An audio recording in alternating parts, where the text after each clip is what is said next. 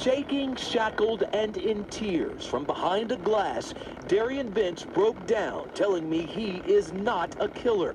In part, he told me, quote, "I ain't no killer, bro. Chauncey, I love Maleah so much," end quote. I asked him about the claims of Maleah's mother, Brittany Bowens, accusing him of being gay, and that's what caused him to snap and harm Maleah. He says that's not true at all. Quote, "I'm not gay and I didn't hurt Maleah," he explained. So how did 4-year-old Maleah Davis end up dead? I asked Vince that, and he told me he didn't want to discuss that part of the case without his attorney present. But he did tell me in part, quote, "Nothing bad happened to Maleah," and quote, "She didn't suffer," end quote. Vince is charged with tampering with evidence, namely a corpse. Maleah's body was found in a garbage bag dumped on the side of a road in Arkansas. He didn't answer any questions about that either, but went on to talk about his love for his stepdaughter, telling me, quote, "I never had a biological daughter. I wouldn't do anything to hurt her. That's not me. Ask anyone who knows me, even people at my job, and they will tell you I'm not that type of dude, and I was good with the kids," end quote. The more I asked Vince about Maleah, the more he cried. He claims he took care of her more than anyone. He went on to say that Maleah was a bright little girl, even after her brain injury. Vince also told me he knows everyone hates him and is painting him as a killer. He claims he's hurt too, saying he hasn't slept or eaten and he misses his family. "I spent my 27th birthday here. I should be at home with my family, with Maleah, the kids, and Brittany, cooking dinner, watching Netflix." Happy birthday to you. That's Vince and Maleah on her 4th birthday. He says this is the true depiction of their relationship, and more will come out when he goes to court in July. And while we don't know the cause of death, something happened, and this precious baby girl is no longer here. To learn more, visit abc13.com. X given the credit for leading Houston police to the remains of Maleah Davis this month in Arkansas. But a fellow inmate, David Chalfant, also in protective custody at the jail, claims he alerted HPD detectives to the body's location 5 days before she was found. He says he shared food with Vince over the days, began a dialogue about Maleah. Vince already charged with tampering with a corpse in her disappearance. In an exclusive interview from Jail Today, Chalfant said he told Vince, "You have to tell people where she is." He said Arkansas. The next time we talked, he gave me a location and he wrote it on a note that he passed to me. It said Arkansas, highway, black trash bag, and a roadside with hope and an arrow pointing down to it. Chalfant says he gave the information to HPD Homicide, met twice with investigators, and waited. He says he continued to communicate with Vince. He said she died of the flu in her sleep.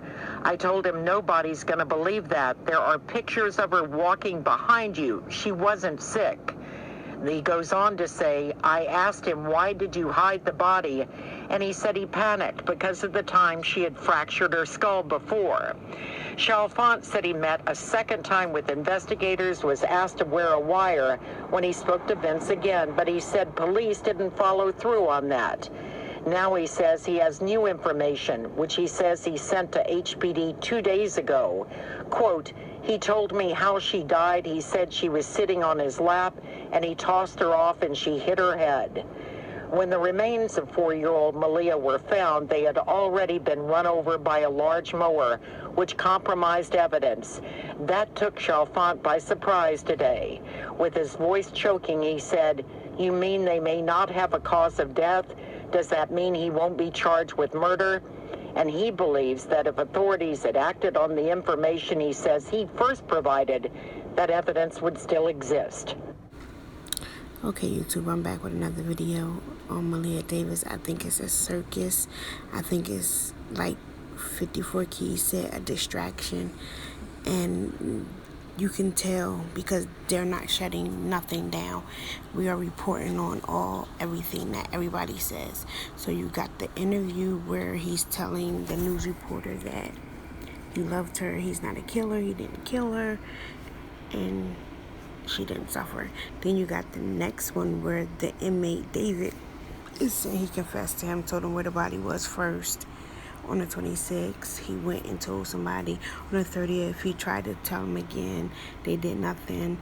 But my thing is, if that was the case and you seen investigators wasn't doing nothing, why you didn't reach out to the news then? You reach out to the news now because you want your 15 minutes of fame.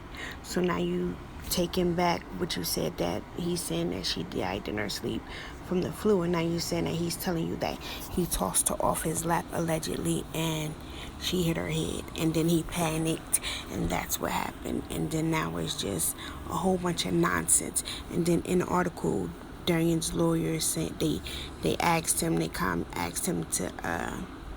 comment about it, and he says, yes, to my knowledge, an inmate came and said he did that. Is this what y'all want them to do? Is this what you want to happen, to put everybody off?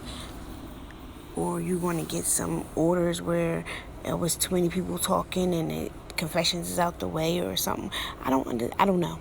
All I know is that all this needs to come to a halt. Like all of this nonsense, these news reporters, I know it's your job to report, but some things is not worth it. Some things you just say, you know what? I'm not going to report that yet. I'm going to wait and hold off and listen to more stuff. Because if we keep on letting these dumb confessions and these dumb things come in, it could put a hindrance on the justice for Maleah. So she can get justice. That's our whole goal, that she gets justice and everybody that played a part in her death is brought to justice. That's all we're looking for. All of these games, this talk, this interviews, all of this needs to be stopped. So if you on my wave, get your surfboard and let's go.